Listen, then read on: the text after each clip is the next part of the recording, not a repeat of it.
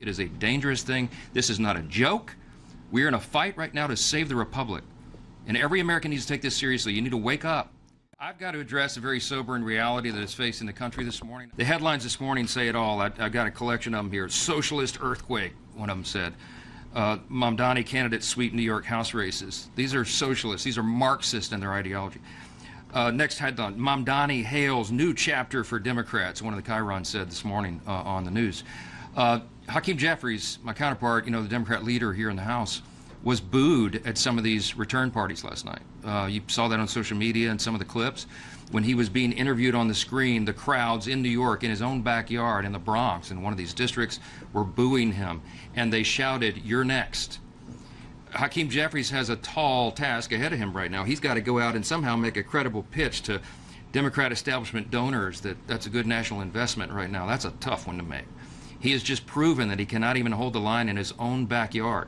How can he possibly defend against the Marxist march around the country in these other districts? This is not your father's Democrat Party, as we see all the time. Last night, among the incumbents who lost, Adriano Espiat, who's chair of the Democrats' Hispanic Caucus, Dan Goldman, who was mocked for his Jewish heritage in a coffee shop in New York and maligned online because of that. The Democrat Party, the Socialists, the Marxists, have nominated some of the most radical candidates to ever run for office, and they're running for Congress. The insurgent left is on the rise. I was reminded all last night and this morning about the warning, the admonition from the Gipper, President Ronald Reagan. And he reminded us constantly, freedom is never more than one generation away from extinction.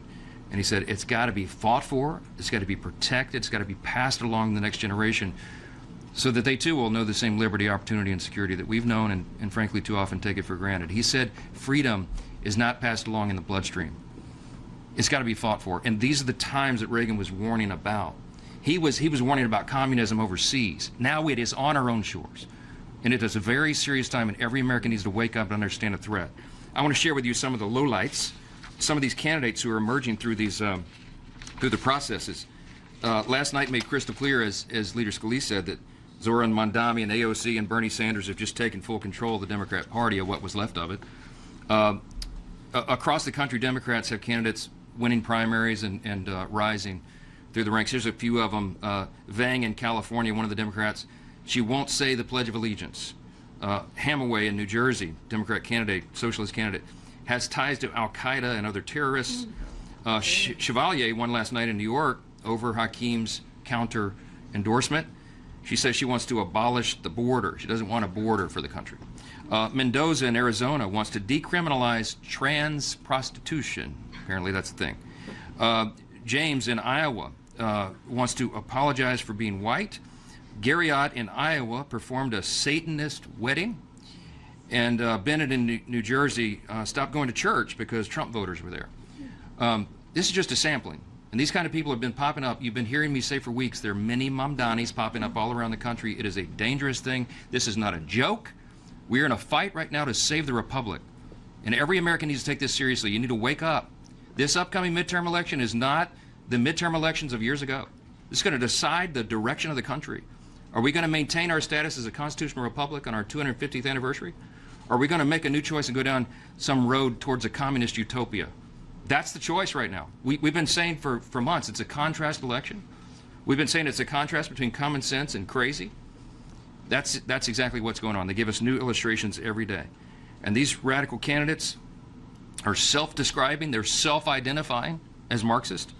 They want to fundamentally transform this country. And sadly, many of these Democrat candidates and their voters just don't have the same zeal and affection for America. They don't appreciate the freedom that we have in this country. They're not even going to celebrate on July 4th. There's a new Gallup NBC poll that came out. Did you see that?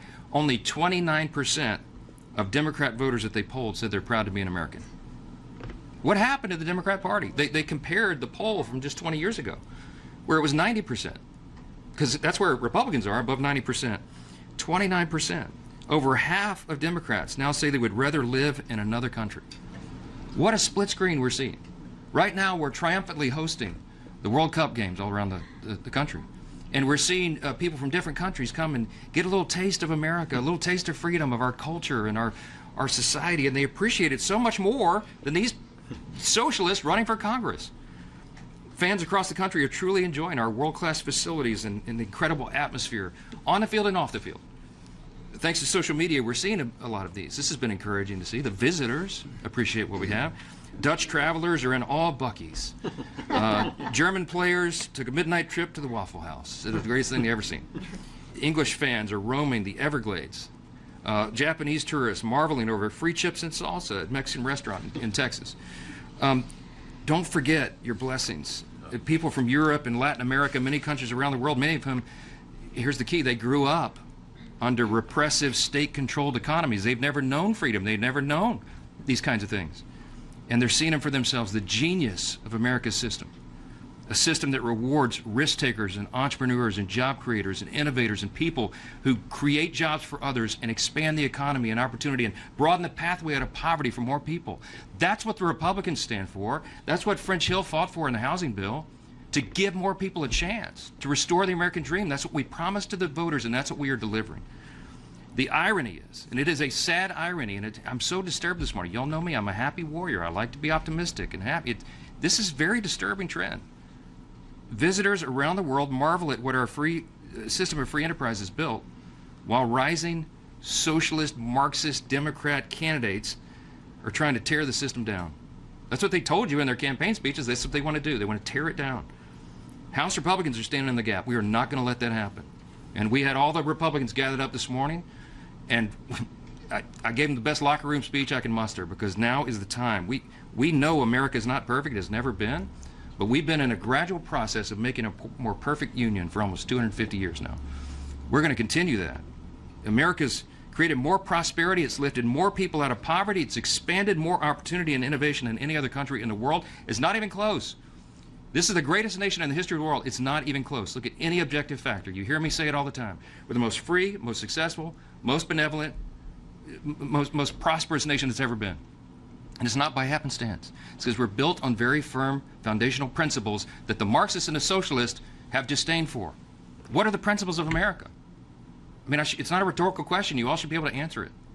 Things like individual freedom, limited government, the rule of law, peace through strength, fiscal responsibility, free markets, human dignity, the sanctity of all life. Why? Because it's articulated in the nation's birth certificate in the Declaration. It says right there in the second paragraph. We hold these truths to be self-evident. What is a self-evident truth? It's something you have to know. It's obvious. We hold these truths to be self-evident, that all men are created equal.